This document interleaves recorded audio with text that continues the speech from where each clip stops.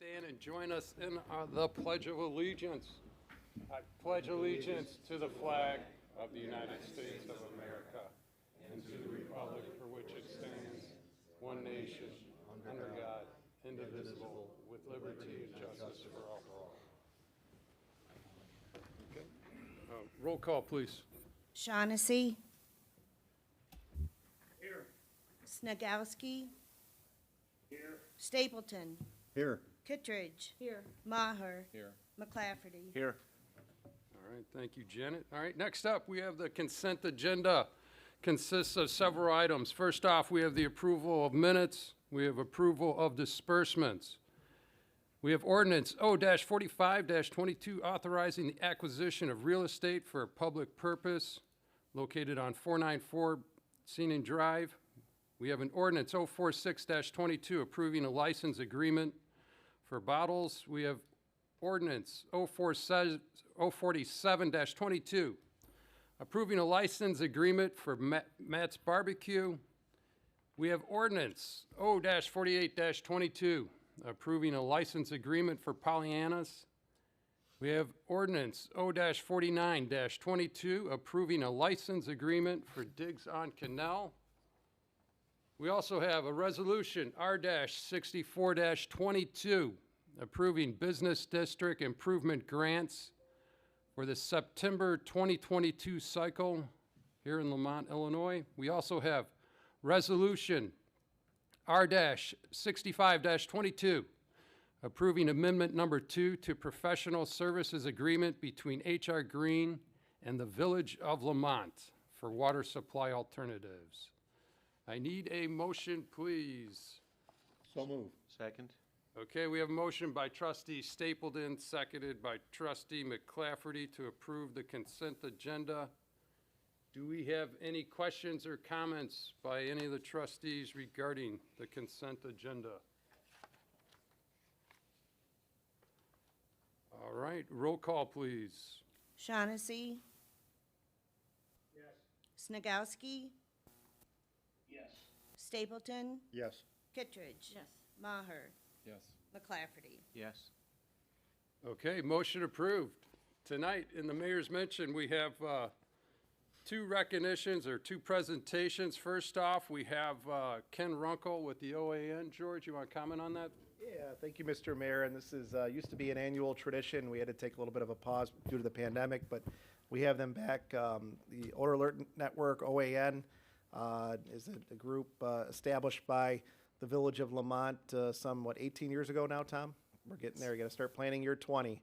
But no, just an outstanding group of volunteers, also working with local government, industry in and near Lamont. Also, I should mention the Village of Romeoville, Lockport are also part of the consortium. And it's an opportunity for, proactive discussion and work on resolving potential environmental matters. And that's something that has had outstanding success rates over the last 18 years on getting in front of issues that potentially could be out there and communicating with the residents and industry. So I'll turn it over to you, Ken, and you can kind of introduce everybody as part of your group today. Thank you. Will do. First of all, thank you, Mayor. Thank you, trustees, for the opportunity to come tonight and to honor these individuals. We appreciate the opportunity. As George said, for the last 18 years, the OAN has been dedicated to improving air quality in the communities of Lamont, Romeoville, and Lockport. And tonight, we want to recognize the volunteer members of what are called the Sentry Network. They're the folks in the community that help identify issues and report them to the network so that they can be addressed. And so I want to first of all introduce and recognize Tom Ballard, who serves as Lamont's lead coordinator in the OAN. Next, we're going to introduce some members of the Sentry Network from Lamont. Chris Albrecht.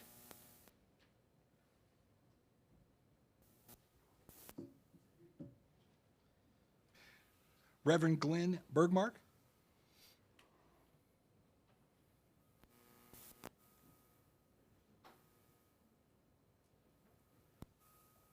Elva Carcello.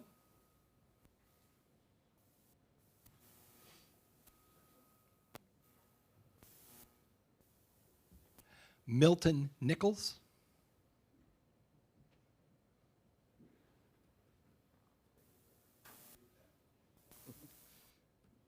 Brian Renicky.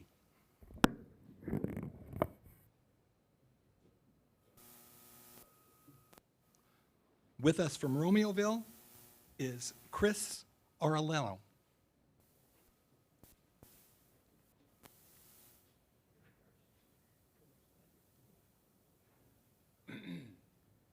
These folks have served, many of them for many years, but this recognizes their past year of service. Right over here with us is Joe. He is the newest member of the Romeoville Century Network, and we look forward to giving him a certificate next year as he begins his new time of service on the OAN. Again, thank you for the opportunity. If you would, join me and let's give these folks a round of applause. Absolutely.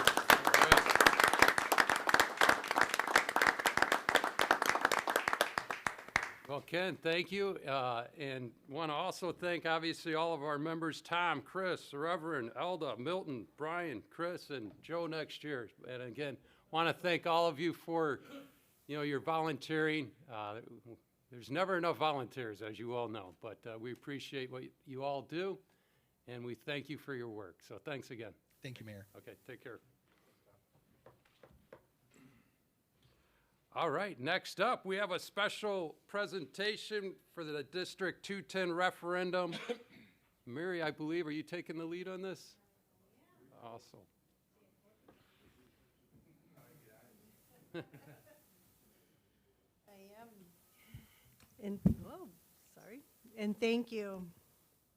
So I appreciate you giving me a few minutes of your time this evening to talk about the referendum question that the Lamont High School District 210 Board of Education has placed on the November 8th ballot. With me this evening is the principal of Lamont High School, Eric Michelson, he can wave, and also our chief school business official, Ken Parkham. So I appreciate them being here. If you ask me any really tough questions, I get to punt to those guys. So basically, the board is seeking to secure funding in order to update, renovate, and modernize our facilities and our infrastructure. And we propose to do this in a way that will not increase the debt service burden on taxpayers. And so the referendum question is, should the district increase its debt service extension base from $250,000 to $5 million? Now, you might think, wow, how can you increase your debt service extension base that much and yet not increase the burden on taxpayers for debt service or bond and interest payments? So I'd like to just take a few minutes tonight and explain that to you. So first of all, obviously I wouldn't be here if an increase in debt service, if an increase to our debt service extension base meant an increase in taxes for debt service, I wouldn't be here. So the message is that that increase will not result in an increase to that portion of your tax bill. I thought maybe I'd take just a few minutes to talk about what a debt service extension base actually is. I don't know if the village has that. So basically, back in the late 1980s, early 1900s, when the property tax caps came into effect. So when tax caps came into effect for Lamont High School District 210, a debt service extension base was established at that time. So it was the amount of bond and interest payments annually that the school district had on the books at that time. So back then, there was approximately $250,000 worth of bond and interest payments, and therefore that was the amount of non-referendum debt that a school district can levy for, obviously without prior voter approval. So just to give you a point of reference, every school district has a different debt service extension base because, again, it was whatever they had on their books for bond and interest payments at the time the tax caps went into effect. So for Lamont High School, a high school district, to be able to issue only $250,000 worth of non-referendum debt per year is extremely low.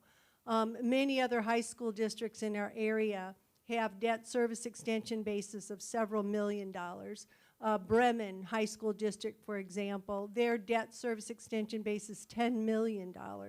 Ours is $250,000. So that just helps you put that in perspective. So basically, rather than ask voters to approve a large bond issuance, a traditional bond interest of several million dollars, what the district is asking voters to do is to basically think about giving us a credit limit or a budget of $5 million a year to be able to maintain and renovate our facilities. And so how can we do this without increasing that debt service portion of your tax bill? So the district is currently paying off bonds and interests from the referendum that was done in 2006. That was about a $45 million referendum with interest in bonds. And if you remember, that was for the Performing Arts Center. It was built. The district renovated the football field, added turf, put in expanded seating, and then the district built the 3-story classroom addition, and that was all done with that 2006 referendum proceeds. So that debt will be paid off in 2027. Well, excuse me, that debt will be paid off in 2028 with funds from the 2027 levy. That payment is approximately $5 million. And so basically what the district is proposing is once that old debt is paid off, that $5 million payment, we maintain that level of support from the taxpayers. We increase the debt service extension base to that amount. So I'm going to have Eric and Ken, if they would, just pass out some information that might help you, or might help me explain this better to you. This is a graph on one side that you'll see, and it gives you a visual picture of what I'm talking about. And as they're passing that out, the other point I'd like to make is if the referendum is successful, the district would not exercise its increased debt service extension base until the 2028 levy year, until the old debt is paid off. And the district passed a resolution stating that. So if you take a look at the little postcard and you'll see a chart with red and blue bars, and if you look at this, it represents the district's debt service levies for the next 6 years in order to, levy the funds to make our payments on the outstanding bonds and interest. And if you take a look at that first bar, you're going to see that it represents the 2022 debt service levy. That's what we're going to levy for in December, approximately $4.5 million. And then you can see the rest of the bars show how much the annual debt service levy is going to be through 2027, which is when, we make that last payment, and that payment is about $5.3 million. Now, if you notice, each of those bars has a red portion and a blue portion.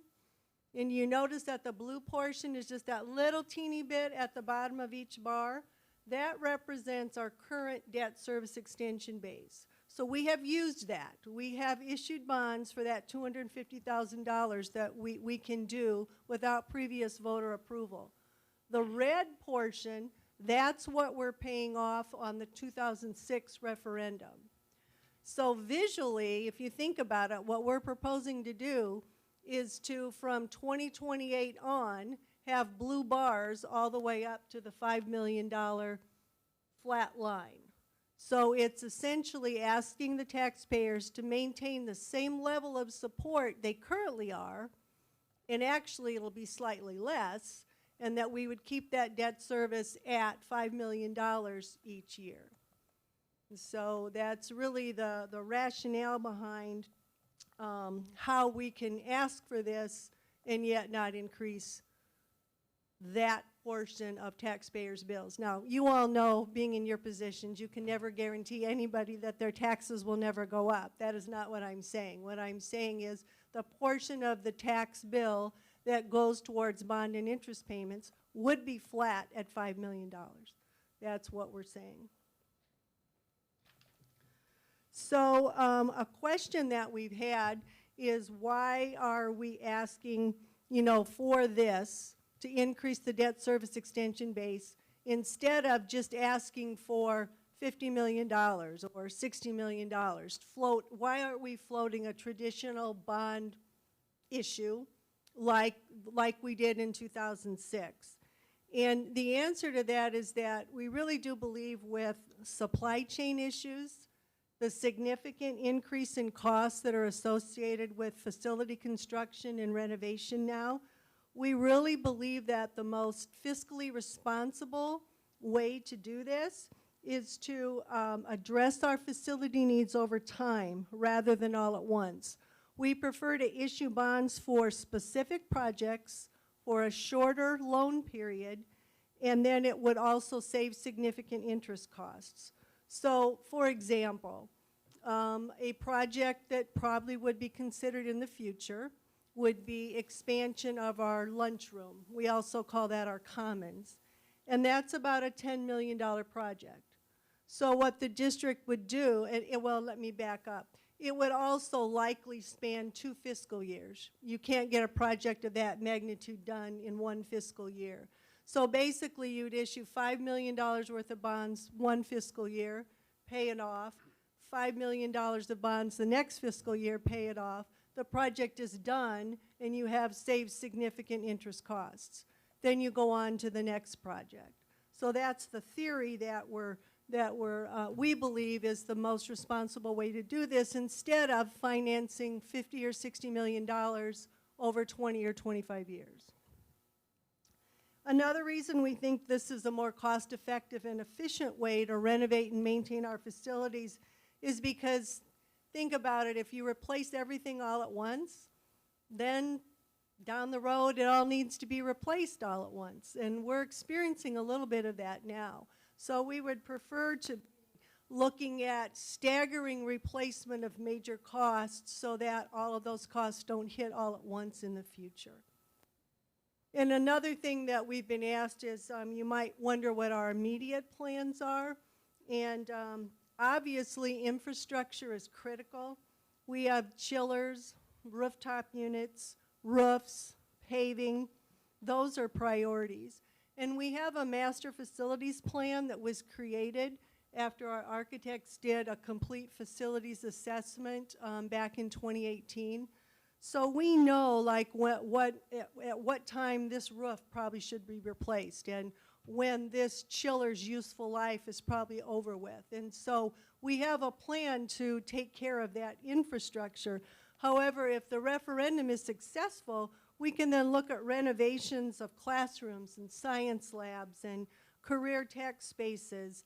Our classrooms need complete renovation, from the ceiling and the lighting to window coverings, to the floor, to the paint, to furniture. Some of our classrooms still have chalkboards and haven't been updated for 20 plus years. I mentioned the need to possibly renovate our lunchroom. And we've been asked many times if the high school has the capacity to support or accommodate the increased enrollment that might occur from the new developments, from like the Glen Eagles project. And the answer to that is yes. The capacity of the high school is 2,000 students. We're currently at just under 1,400. I think, what, Eric, 1,350. So, we have room for more students. We have enough classrooms. Some of the issues is going to be in our common spaces, like our lunchroom. That would have to be larger because you accommodate 25% of the population at a time.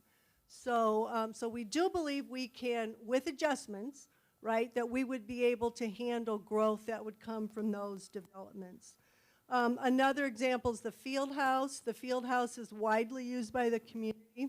That has not been updated in over 25 years. It has an indoor track. The tread, there's practically no tread left on the indoor track. The floor is cracked. It's just beyond its useful life. And I want to state that our maintenance and our custodians do an excellent job. We keep the building clean. We keep it well maintained. And actually, that floor probably is 7 or 8 years past its useful life, and that's probably due to the care, you know, that it does get. But sooner or later, right, you can't repair and maintain. You know, it's time to replace. And that's the point that we're reaching with a lot of our aging facility. So again, if the referendum passes, then we work with our architects to plan, again, the most cost-efficient and effective ways to do these types of renovations, in addition to the infrastructure updates and replacements that we know we have to do. And you all know how expensive they are, and the lead time, where we have to get a new chiller for a portion of our building, and it's very expensive, several $100,000, and it's a 16-month wait time. So, you know, that's just the way it is out there now. But basically, as the postcard says, we think that increasing our debt extension base, and again, waiting to exercise it until after the current debt is paid off, that then we will be able to sustainably maintain our facilities. We think for $5 million a year for the next several years, we will be able to renovate and maintain our facilities. And we believe we can do this without increasing the debt service burden that the taxpayers already support. So thank you. I'm happy to take any questions you have or pass them off to Mr. Parkham or Mr. Michelson. Well, thank you, Mary. That, you know, very informative, and just a couple of easy questions, I hope. So just to reiterate, so basically, what you're looking for is $5 million per year in loans per year, or just $5 million to service your debt? Is it? We would issue $5 million, we would levy for $5 million of bonds each year. So, and maybe, Ken, I'm not using the right term, so we would. Increase our credit. Got it. Right, yes. And what you said with the card, which is, you know, very informative, is, hey, basically, we're a little bit below 5 million right now. We'll be a little bit above 5 million in 2027, but Yes. basically, we're just going to be replacing that, and it should be a minimal, if zero impact to the tax base. Exactly. Okay, got it. And the other thing, Mayor, that, you know, if you think about it, with the new developments, as there are more new homes and more taxpayers to share the burden, it would, theoretically, you would think that that $5 million would be spread over more homeowners, and that it would possibly go down. Right. Yeah. And the other question I have, so it sounds like you have a long-term capital plan or idea, as you mentioned. Yes. I think the lunchroom, classroom upgrades, field house, indoor track. Is there like a one-stop shop, or is there a long-term capital plan out there that you guys are posting or you're going to put together, just so people could see, hey, you know what, that indoor track, if this passes, it's going to be done in whatever, 2028 or 2027? So the facilities assessment showed us that these things need to be done. We have a master facilities plan put together prior to this referendum bid that basically tells us what the infrastructure needs are. Once the referendum passes, then we would work with our architects to actually formulate that plan. Like, for example, the survey that we did with the community showed a lot of support to do science labs and classrooms, and that makes a lot of sense. But economically, you don't want to like do a classroom here, a classroom there, a classroom there. If it makes sense from the architects that we're working on this part of the building, maybe when we're renovating the field house, it makes sense to do all the classrooms in that area, because it's just, you know, it'd be more cost effective. Sure. So, you know, we know the things that I mentioned, the field house, the commons, you know, the classroom renovations, we know that's what we're going to do. What they would actually look like with drawings and renderings, we're not there yet. We haven't incurred those architect fees until we know for sure it's going to pass. But we do have, you know, estimates that are, you know, good estimates as of, you know, today's numbers for those things. But the actual detailed of first we're going to do X and second we're going to do Y. We're not there yet, but we will be. Well, I appreciate, School District 210, our grade school as well. I think, Jason, we're one of the seventh lowest combined tax rates, in the area, in Cook County. Yeah, and unfortunately, homeowners usually don't like to say, hey, our taxes are too low. No, we never say that, right? Correct.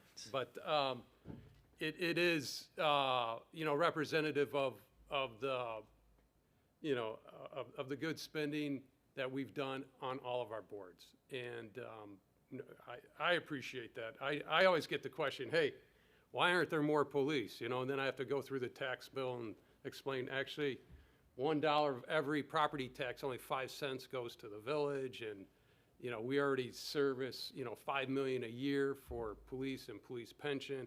That's not a lot. Obviously, the 2 school districts are the lion's share of that. And one question I do get asked quite a bit is that per grade, there's obviously 4 classes in the high school, 9 in the grade school. The high school is actually double the amount per grade of how much money is spent.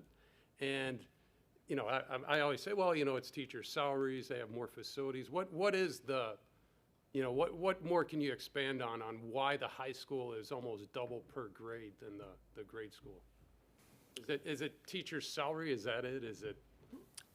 Partially salary and benefits because, we are a people business, right, and it's staffing. I'm also going to let Ken help me with that a little bit, but just to, when you think about our facilities, just the cost of maintaining, not only the campus at Bell Road, we also have the facility out at, Porter Street, excuse me, we also have the athletic complex out at Bell Road. It's the athletics activities, the wide variety of offerings that a high school, comprehensive high school gives, especially in classes and the labs that we have to offer or do offer our kids at the elementary level. So the extracurricular is what. Extracurricular, that whole comprehensive approach. right, and as Ken mentioned, it's the like the offerings from the wood shop to a class on cybersecurity. I mean, we really do try to meet the needs of all of our students. We are a comprehensive high school with a wide variety of offerings, and our block schedule allows kids to take more credits in a school year in their high school career than students do if they're in a typical 6 or 7 period day. So, our kids really do take full advantage of the offerings. So, Awesome. yeah. Well, personally, Blue Ribbon, we have the best, I think, school districts, in the area. And we keep hearing that, maybe second to safety or schools are number 1. Those 2 things are what people want in a town. So I think we're very lucky, and, we appreciate all the work you do, and the board as well. And I'm sure there'll be other questions. I don't know if anyone else on the board, any other questions or comments? But again, thank you for the presentation, and go ahead, ma'am. Yes, ma'am. My question is, why is this on the referendum now if we don't plan to use that until 2028? That's a great question.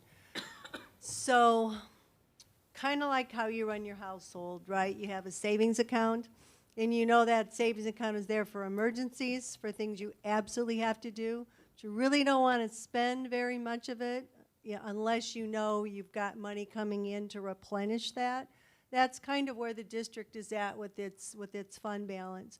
We do have some reserves. I mean, there are, for example, property taxes are late this year. We still have to meet payroll whether or not we get the property tax revenue or not. You have to have money and savings to get you through. So the district would feel comfortable spending a portion of that fund balance to get after projects right now, and knowing that in 2028, it has this revenue secured. So there are things, again, infrastructure type of projects that just need attention right away. and the district would be able to start those immediately.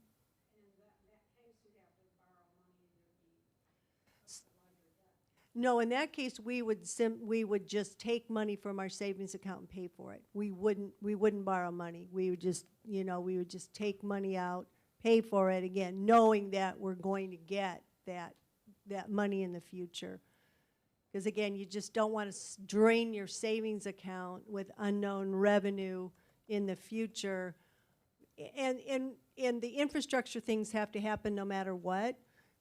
Things like remodeling a classroom so that it accommodates the type of learning that we want to do.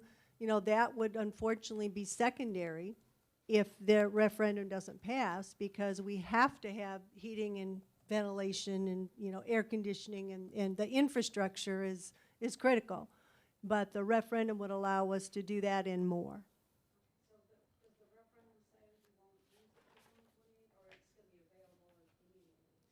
Another great question. And the referendum question had to be written very specifically. The referendum question says, basically, can the district do this increase beginning in the 2022 levy year, which would be this December, and for every levy year thereafter? So that alone says, yeah, you could if you really wanted to, but the district passed a resolution that states it will not exercise its debt service extension, its increased debt service extension base until the 2028 levy year, or basically until the current debt is paid off. Yeah, because we would not want to stack debt on top of debt. Yeah, no, those are really, really good questions. Awesome. And I know you did, I think, 2 Zoom meetings already. We have. The last one was a little bit quieter with questions, but I believe you have like a website or a one-stop shop for kind of. We do, and thank you. On the front of that postcard, there's a QR code. If you open your camera on your phone, it'll open up that website, and there's lots of information there. Our last public engagement session is tomorrow. This one is actually in person at the high school at 7 o'clock. We're going to do it in the Commons lunchroom, and then they'll hear probably a little longer presentation than what I just gave you right now. And then we will take tours to show individuals firsthand, exactly what we're talking about. Take a look at the field house floor, take a look at this classroom. Awesome. Mm-hmm. Yep. Well, Mary, thanks again. Eric, Ken, for coming out, and good luck tomorrow, and good luck with the referendum. Thank you so much. We appreciate it. Take care. All right. Next up, we have the mayor's mention of what's going on. We got quite a few things with it being the Halloween season. There are still a number of Lamonster Day events taking place through the end of the month. Visit our dedicated webpage at lamonsterdays.com for detailed event information and registration. Hope and Friendship Foundation is holding a special treat or treat food collection for the food pantries. You can find the much-needed items list and drop-off locations on the website. In addition, the Forge celebrates Halloween on October 29th and 30th, starting at 2 p.m. They'll have hay rides, ghost stories, self-guided scavenger hunts, movies, and more. Also at the Forge is a zombie apocalypse tactical laser tag with multiple time slots available on the 28th, 29th, and 30th. Registration is required. Also, be sure to visit the Lamonster Manor Homes that entered the decorating contest sponsored by the Lamont Park District. There are just a little over 20 homes on the list, and the addresses can be found on the Park District's website and social media. So please check that out and visit the homes. Also, Lamont Public Library hosts Trick or Treat on Sunday, October 30th from 1:30 to 4:30 p.m. Again, that's the library.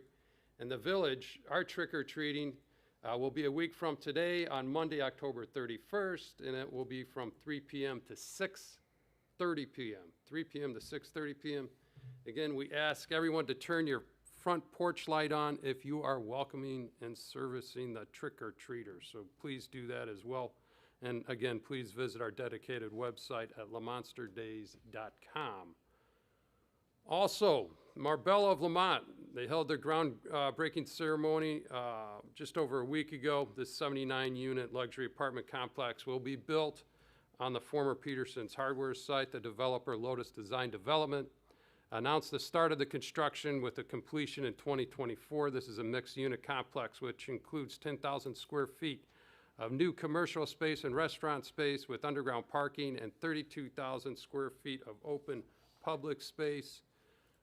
The village, of course, welcomes this $30 million investment into our community, which aligns with our comprehensive plan and provides new housing and retail opportunities in the downtown. And obviously, they have that all fenced off. They've started pre-construction, so that will be going on for at least the next 18 months. So with that being said, that's it for the mayor's mention. Up next is the clerk's report. Janet. Thank you, Mr. Mayor. Ordinance O-50-22, authorizing a real estate exchange agreement between the Village of Lamont and Marbella of Lamont LLC. Okay, need a motion, please. So move. Second? I got a motion by trustee Stapleton, seconded by trustee McClafferty. A roll call, please, or who's taking this one? Jason? Sure, Yep. yeah, it Sure. set me up well, right? You already mentioned Marbella of Lamont, that was approved in June.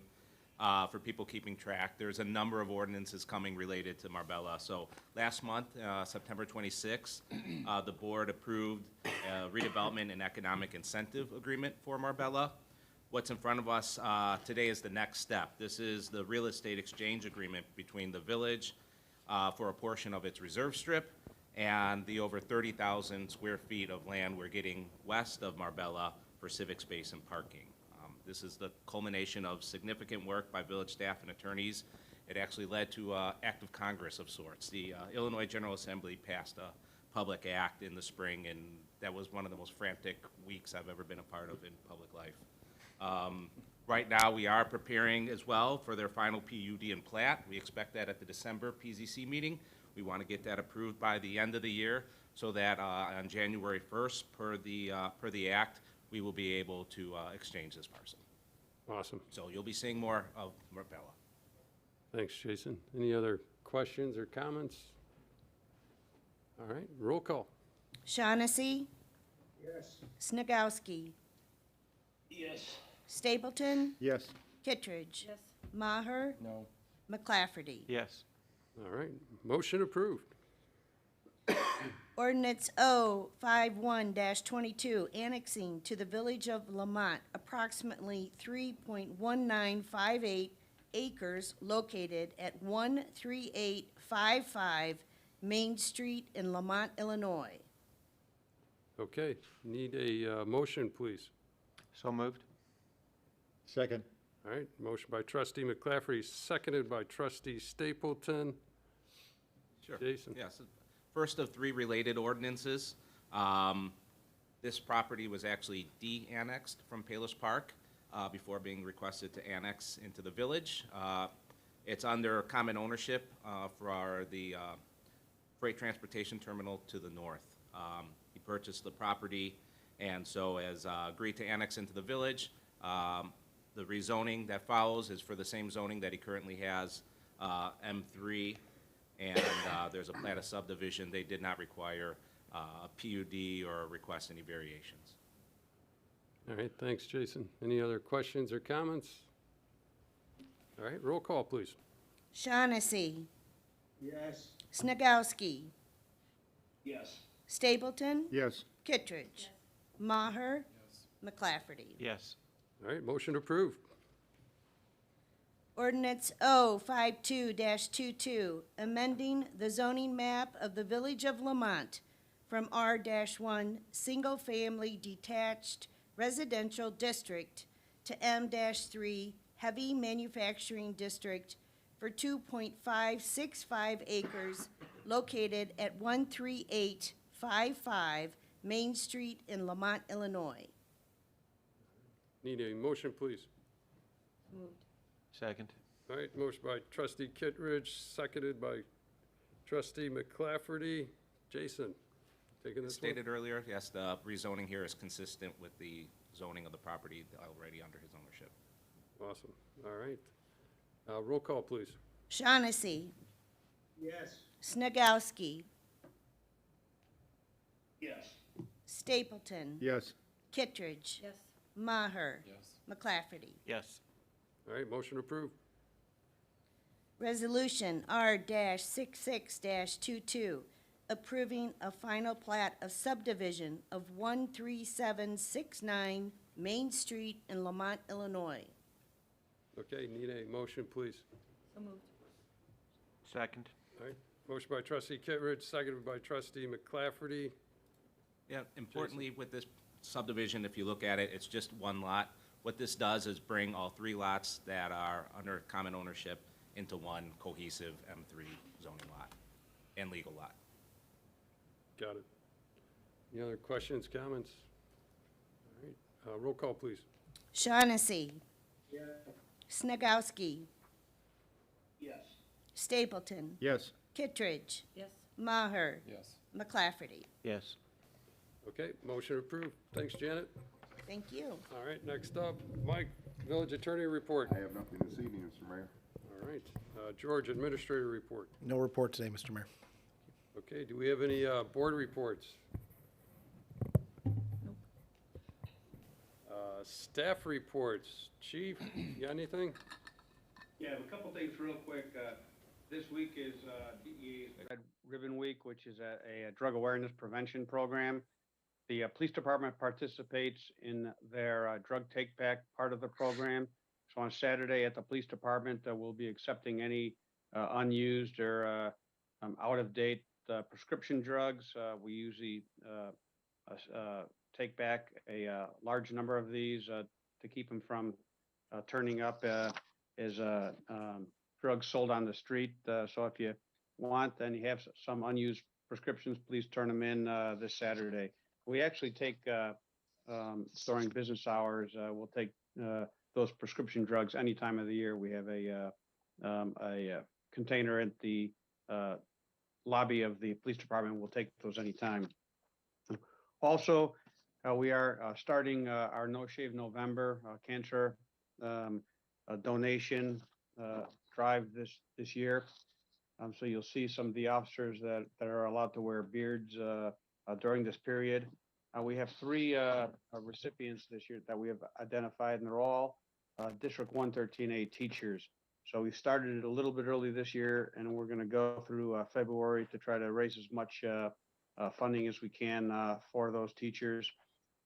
If you want to participate in No Shave, you can make checks out to the Lamont Police Benevolent Association, put No Shave in the memo field, and we'll accept any donations throughout the next few months. But it's a great cause, and please, if you can, come and donate for that.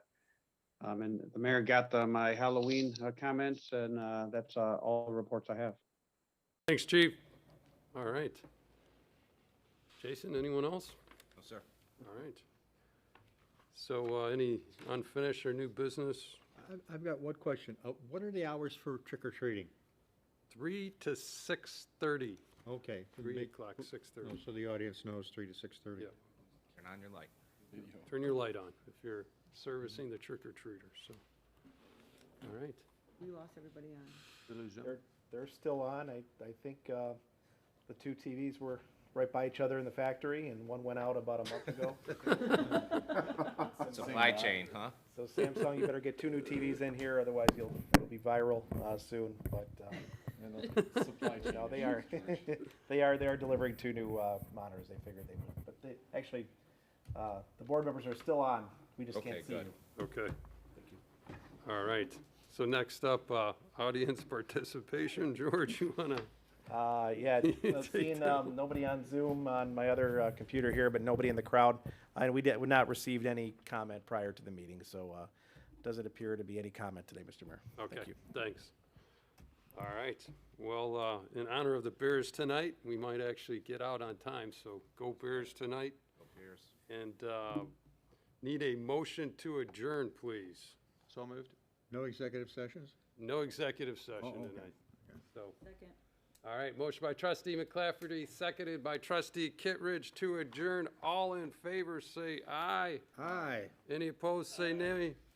We are officially adjourned. Everyone have a great week, and thanks for coming out.